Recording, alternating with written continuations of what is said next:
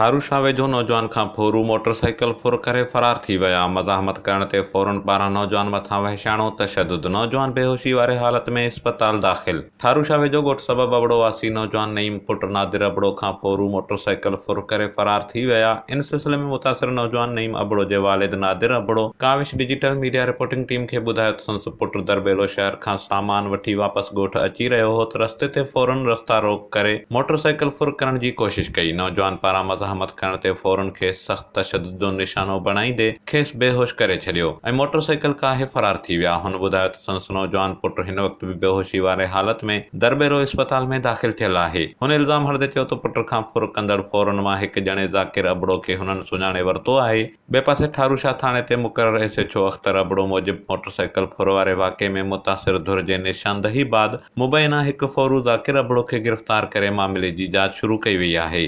DM Soomro Kawish digital media reporting team ठारोशा।